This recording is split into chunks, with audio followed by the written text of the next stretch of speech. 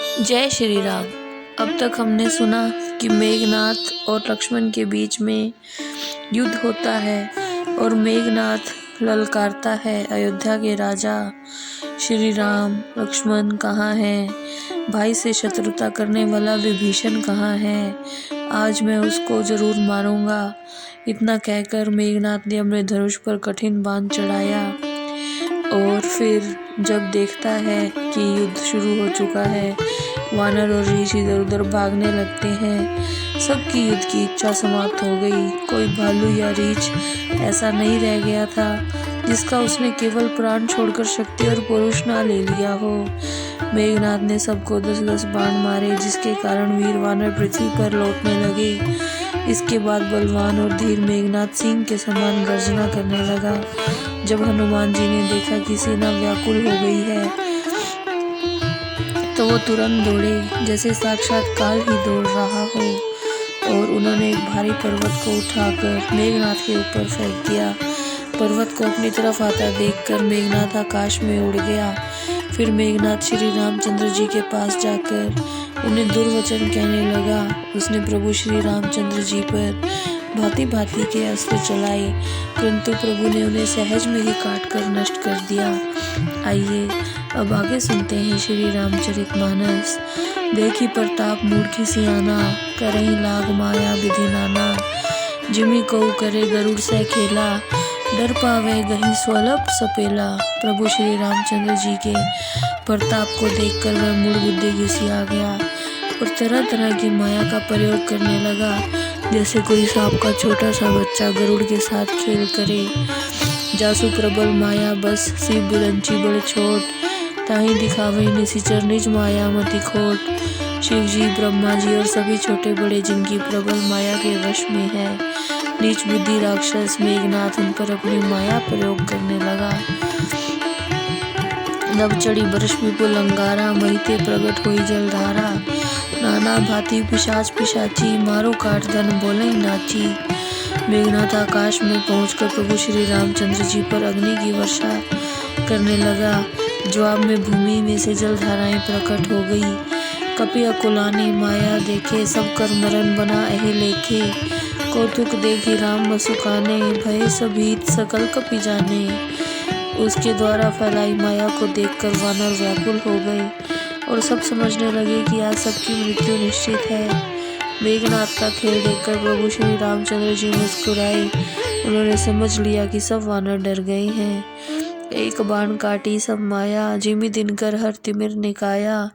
कृपा दृष्टि कपि भालू बिलोके, भय प्रबल रन रही न रोके। तब प्रभु श्री रामचंद्र जी ने एक ही बाण चलाकर उसकी सारी माया को ऐसे नष्ट कर दिया जैसे सूर्य अंधकार के समूह को दूर कर देता है। उसके पश्चात श्री रामचंद्र जी ने अपनी कृपा दृष्टि सब वानरों और रीछों पर डाली, जिसके प्रभाव से वो ऐसे शक्तिशाली हो गए कि युद्ध में रोकने पर भी नहीं रुकते थे। आयसु मांगी राम पाही, अंगद आदि कपि साथ। लक्ष्मण चले क्रुद्ध होई, बाण सरासन हाथ।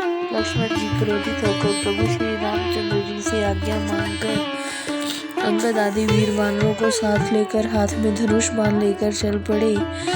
भूधर नख बिट पायुध धारी, धाए कपि जय राम पुकारी। भिरे सकल जो रही सन जोरी, इतुत जय इच्छा नहीं थोरी।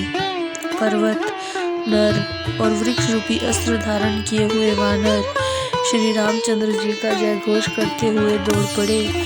वे सब अपनी अपनी जोड़ी के योद्धाओं से भिड़ गए। दोनों ही ओर की विजय की कामना कम नहीं थी। घायल वीर विराजे ही कैसे, कुसुमित किसुम के तरु जैसे।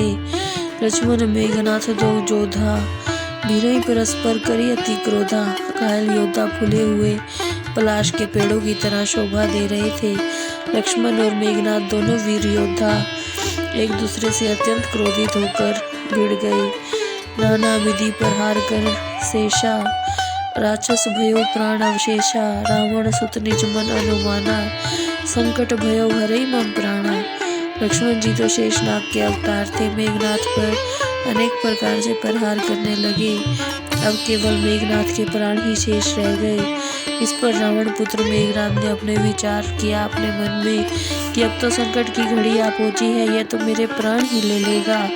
वीर घातनी छाड़ी सी सांगी, तेज पुंज लक्ष्मण उर लागी। मूर्छा भई शक्ति के लागे, तब चली गयो निकट भय त्यागे। मेघनाद ने वीर घातनी शक्ति छोड़ी, वह तेज की राशि लक्ष्मण जी की छाती में लगी। शक्ति के लगने से लक्ष्मण जी को मूर्छा आ गई और तब मेघनाद भय छोड़कर लक्ष्मण जी के पास आया। मेघनाद समकोटि सत जोधा रहे उठाई, जगदाधार शेष किमी उठे चले खिसियाई। मेघनाद के समान 100 करोड़ योद्धा लक्ष्मण जी को उठा रहे हैं, परंतु जगत के आधार शेष जी के अवतार लक्ष्मण जी उनके द्वारा कैसे उठ सकते थे। तब वे सब लजाकर चले गए। सुन गिरजा क्रोधानल जासु, जा रही भुवन चारि दास आसु। सक संग्राम जीती को ताही, से भई सुर नर अग जगमा जाही। शंकर जी पार्वती जी से कहते हैं, पार्वती सुनो, जिनके क्रोध की अग्नि 14 लोकों को तुरंत ही जला सकती है, जिनकी सेवा देवता मनुष्य और चराचर जगत करता है, उन्हें संग्राम में कौन जीत सकता है।